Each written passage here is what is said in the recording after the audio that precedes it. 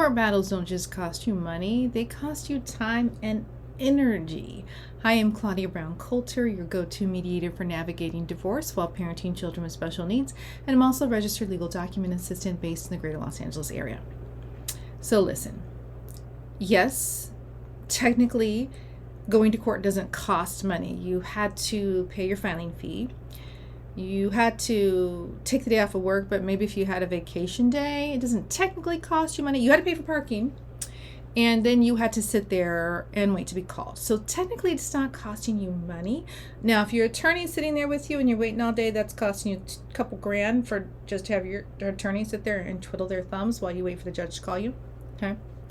But it's taking your time. It's traffic. But it is so much more than that. It is more than just the one day. So what do you give up by going to court? Obviously, you gain a lot by going to court. People say to me, well, I could just go to court. I just get 50-50 in court. Yeah. I mean, yeah, California, community property state, yeah, 50-50 split down the middle. But it's probably not that straightforward and simple. And you are so angry right now, but honey, you're not getting into court tomorrow or next month. Probably not the month after that. Maybe in 3 months. Maybe you'll get on the calendar just to have a hearing, but it's not to actually have a trial. Okay? So, what do you give up in court?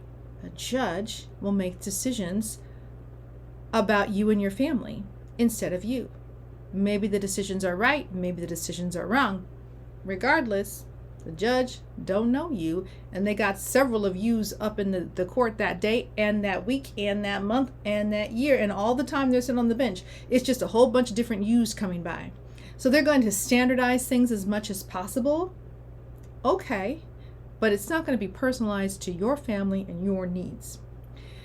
There are strict timelines and legal procedures, and it's a lot emotionally. So while it will take you a while to get into court, if you miss that court appointment, it's going to take you a while to get it rescheduled.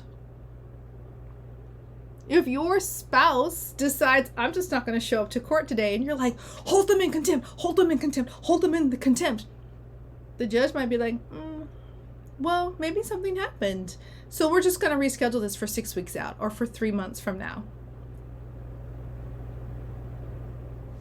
It happens. It happens. And then you don't get the opportunity to be creative or flexible. You can't be like, okay, judge, no. We like this part, not that part. No. Now, with that said, you can be creative and make up things, but if you've got one thing that you want the judge to decide upon, and then you're not happy with it, well, tough cookies, that's it. What mediation lets you control? First of all, it lets you control your timeline. If it takes you 3 months to get into mediation because the mediator is not available, maybe you need to find somebody that can get your needs met sooner, who can see you in a couple of weeks instead of a few months. It lets you control your parenting plan. It lets you control your financial decisions. It also lets you keep your privacy. Because while you're up in the front, past a little wooden, is it like a fence? It's almost like a little fence. It's like this little wooden barrier. You got to pull the door open and go through so you can sit at the tables. And there's people in the back listening to all your business. All they had to do was pass through security, and they got free entertainment. Mediation allows you to keep those juicy details, the scandalous stuff, out of the court record. Keep it private. You get to talk through these issues as a real person and not just thinking about the legality of the thing. Yeah, maybe legally you aren't entitled to that, but you're going to ask for it anyway. And maybe your spouse is like, yeah, okay. Yeah, because even though my mom left this to me, they really loved them. And they really wanted them to have a part of this too, because they never envisioned us getting a divorce. Okay, I don't have to do it, but I want to do it. You would be surprised. These things happen in mediation all of the time. And there's room for, I don't like the word compromise, so I prefer to use the word creativity. There's room to be creative, to have a more nuanced divorce agreement that fits your needs, that allows you to think about the long term and how this is going to impact you.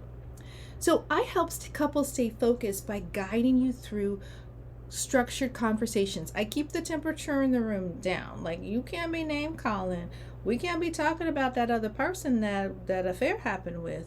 We gotta focus here on this future. They probably shouldn't have said that to your kids about you, but that has stopped. We have to focus on the future. Getting you divorced. I help you identify those common goals. But you both love your kids, right? You're not trying to screw one another financially, right? You're trying to get through this in a way where you both come out relatively unscathed. I remind you of your common goals, your interests, your desires, and I help you stay organized and focused. I provide notes. I'm like, okay, these are the next things we're going to talk about. And this is how you operate in a mediation session. This is how your behavior is expected. And this is how we make agreements. I help provide the structure and the witness. Sometimes people just like me there because they want someone else just to witness the conversation. I have to be confidential. I can't go tell anybody else about your crazy conversation you had in mediation, but people want to witness. And when I say that, that means I can't even go tell the judge, but they want someone to witness it, because sometimes everyone's behavior, well, not everyone. Many times people's behavior is better when there's someone else watching. They're going to be on better behavior. Their spouse is going to be in better behavior. It's going to be more amicable and actually more productive. So mediation isn't really just about saving money. Money is money. Money is energy. You can always get more money. Mediation is about time. And it's about control. Not being in control of your spouse, but being in control of the process. Instead of the judge deciding everything and being like the big bus driver and driving everyone in the courthouse on their route, you and your spouse are in a car. You're driving it. You're figuring out where you want to go. You have control and power over your future, over your destiny, over your children. Okay, so if you want a better future, consider mediation. If you want to stay out of court, consider mediation. Go ahead. There's a link below where you can schedule a phone call with me where we can chat about your specific situation and we can figure out if I can help and if mediation will work for you. Have a great one.